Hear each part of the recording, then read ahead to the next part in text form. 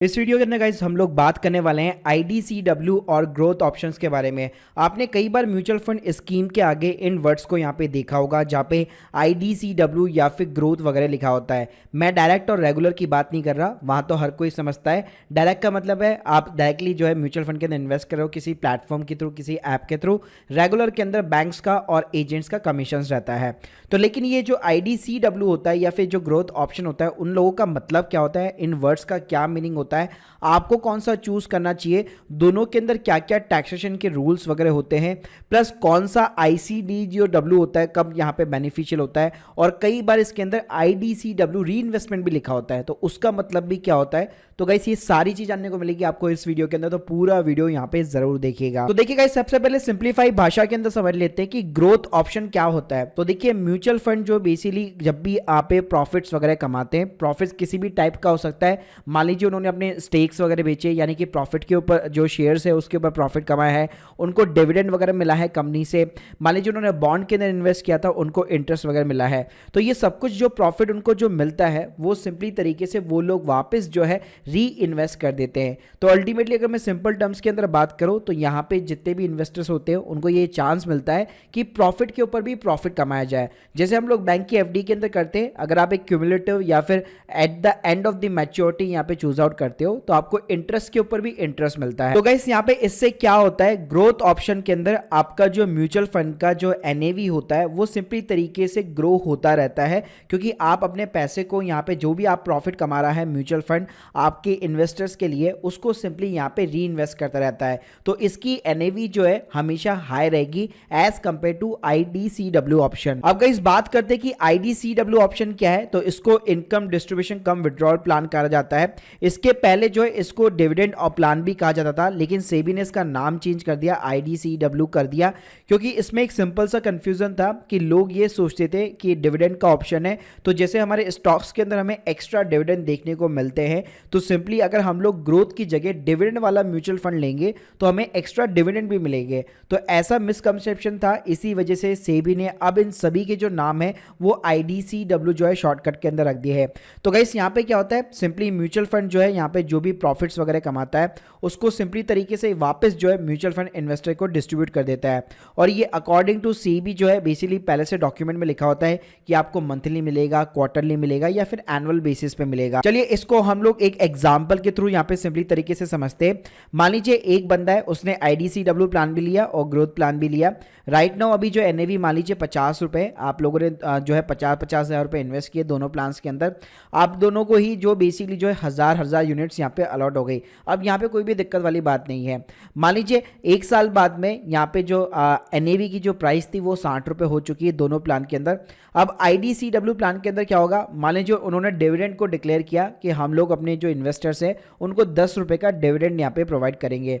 तो यहाँ पे जितने भी इन्वेस्टर्स होंगे जिन्होंने भी IDCW प्लान ले रखा होगा, तो आपके पास में है सिंपली तरीके से 1000 यूनिट और 10 रुपए का डिविडेंड है, यानी कि 10,000 रुपए सिंपली तरीके से आपके बैंक अकाउंट के अंदर यहाँ पे जो भी प्रॉमिसिंग होगा, मंथली होगा, क्वार्टरली होगा या फिर एनुअली होगा, उसके अकॉर्डिंग यहाँ पे सिंपली तरीके से क्रेडिट हो जाएगा।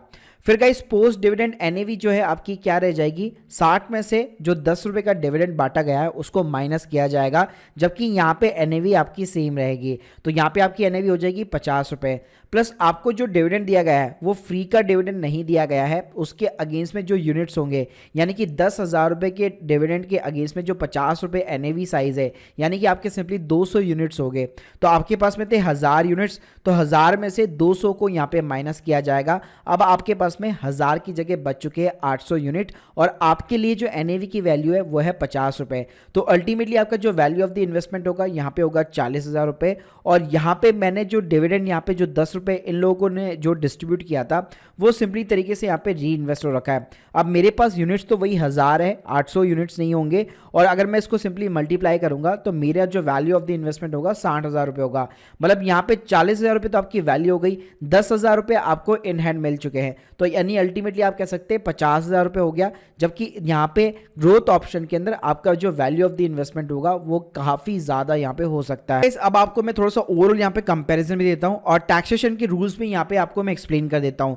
तो जो ग्रोथ वाला ऑप्शन होता है उसके अंदर प्रॉफिट सिंपली तरीके से आपका री इन्वेस्ट होता है।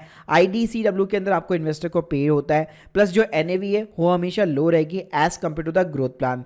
प्लस गाइस अगर मैं टैक्सेशन की बात करूं तो IDCW के अंदर क्या होगा, अभी हम लोगों ने देखा जो 10,000 रुपए का आपको जो डिविडेंड मिल रहा है ना, तो अगर रूल ये है सिंपल सा, अगर आपका 5,000 के बियॉन्ड डिविडेंड है तो उसके ऊपर पहले कटेगा 10% का TDS। जी हाँ, तो 10% का TDS कट गया, उसके बाद जो पैसा बचा वो आपके बैंक अकाउंट के अंदर क्रेडिट होगा।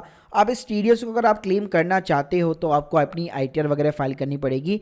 प्लस ये जो डिविडेंड का अमाउंट आपको मिला है, आप जिस भी टैक्स स्लैब ब्रैकेट के अंदर फॉल करते हैं, जी मान लीजिए जैसे 30% टैक्स स्लैब में फॉल करते हैं तो उसके अकॉर्डिंग यहाँ पे टैक्स लगेगा। लेकिन ग्रोथ ऑप्शन के अंदर क्या है, वहाँ पे सीधा आपका कैपिटल गेन लगता है। एग्जाम्पल के लिए अगर आपका एक लॉन्ग टर्म कैपिटल गेन लगता है तो 1 लाख रुपए तक का प्रॉफिट तो आपका ऐसे ही एग्जेम्प्ट होता है। तो भाई ये ग्रोथ के अंदर जो है ना आपको टैक्सेशन का एडवांटेज मिलता है अगर आप एक लंबे समय के लिए यहाँ पे इन्वेस्ट वगैरह करते हैं तो, जबकि ये चीज जो है आपको ये डिविडेंड वाले ऑप्शन के अंदर देखने को नहीं मिलेगी। साथ में कैसे, अगर मैं रिटर्न की बात करूँ तो ऑब्वियसली बात है ग्रोथ वाले के अंदर आपको ज्यादा रिटर्न देखने को मिलेगा। और अगर मैं बात करूँ कि किसके लिए सुटेबल है, तो देखिए अगर आपको कैश फ्लो वगैरह जो है देखने हैं, अगर आपको ऐसा करना है कि हाँ यार मुझे तो पैसा चाहिए चाहिए अपना मंथली बेसिस पे, क्वार्टरली बेसिस पे, तो डेफिनेटली आप IDCW प्लान के साथ में जा सकते हो। लेकिन यहाँ पे मैं आपको एक टिप भी देना चाहूंगा जो आगे जाकर अभी मैं आपको एक्सप्लेन करूंगा। बाद में कई लोगों की कंफ्यूजन ये होती है कि अगर राइट नाउ मैंने गलती से IDCW प्लान ले रखा है तो क्या मैं ग्रोथ के अंदर जा सकता हूँ, या अगर ग्रोथ ले रखा है तो क्या मैं इस प्लान के अंदर जा सकता हूँ। आप बिल्कुल जा सकते हैं, कोई दिक्कत वाली बात नहीं है, वाइस वर्सा भी जा सकते हैं। दो चीजें यहाँ पे खास ख्याल रखिएगा। पहली चीज एग्जिट लोड यहाँ पे आपका लग सकता है स्कीम को, अगर आपने पहले से क्विट वगैरह करना चाहा तो टर्म्स और कंडीशन यहाँ पे देख लीजिएगा। साथ में आप यहाँ पे जैसे ही स्विच करेंगे तो अल्टीमेटली एक प्लान से दूसरे प्लान के अंदर वो सेल करना हो गया तो अल्टीमेटली उसके ऊपर आपका कैपिटल गेन वगैरह या जो भी टैक्स के रूल्स होंगे वो यहाँ पे इंप्लीमेंट होंगे। तो गाइस यहाँ पे मैं आप लोगों को एक टिप देना चाहूंगा, अगर आप लोगों को IDCW प्लान ही लेना है, डिविडेंड वाला ऑप्शन ही अगर आपको लेना है, तो उससे बेटर ये है कि आप ग्रोथ वाला जो है बेसिकली यहाँ पे म्यूचुअल फंड को अडॉप्ट कीजिए और सिंपली SWP उसके अंदर आप स्टार्ट कर सकते हैं। सिस्टमेटिक विड्रॉल प्लान कहा जाता है इसको सिंपली तरीके से। ये सभी म्यूचुअल फंड जो है टूल्स वगैरह आपको ऑफर नहीं करते, लेकिन अगर आपको इसको स्टार्ट करना है तो इसके ऊपर अपना पूरा एक सेपरेट वीडियो बना हुआ है, इसके लिंक मैं आपको डिस्क्रिप्शन बॉक्स के अंदर प्रोवाइड कर दूंगा। इसके साथ में गाइस कई जगह आप लोगों ने IDCW री इन्वेस्टमेंट करके भी एक ऑप्शन देखा होगा। अब आप लोग सोचेंगे कि यार फिर ग्रोथ में और इसमें फिर क्या डिफरेंस हो जाएगा, भाई ग्रोथ के अंदर भी तो हमारा जो प्रॉफिट था वो री इन्वेस्ट हो रहा था। तो देखिए इस एग्जाम्पल के थ्रू समझते हैं कि 50,000 रुपये आपने दोनों प्लान के अंदर लगाए, NAV जो है 10 रुपए की थी, अब NAV आपकी मान लीजिए 15 रुपए की हो चुकी है। यूनिट्स जो है दोनों प्लान के अंदर आपके पास में 5-5 हज़ार रुपए के है। अब मान लीजिए 2 रुपए का डिविडेंड जो है डिक्लेयर हुआ, आपके पास 5,000 यूनिट है, यानी 10,000 रुपए का डिविडेंड आपको रिसीव हुआ। अब यहाँ पे क्या होता है, ये जो डिविडेंड आपको मिला है ना 10,000 रुपए, ये अल्टीमेटली आपको बैंक अकाउंट के अंदर क्रेडिट वगैरह नहीं होगा, ये वापस री इन्वेस्ट हो जाएगा और उससे फ्रेश यहाँ पे यूनिट्स वगैरह खरीदी जाएगी। तो NAV की जो अब वैल्यू है यहाँ पे री इन्वेस्टमेंट प्लान के अंदर वो 13 रुपए, जबकि यहाँ पे 15 रुपए है। तो गाइस यहाँ पे क्या होगा, 769 के यूनिट्स के जो है इक्विवेलेंट होंगे यहाँ पे डिविडेंड के।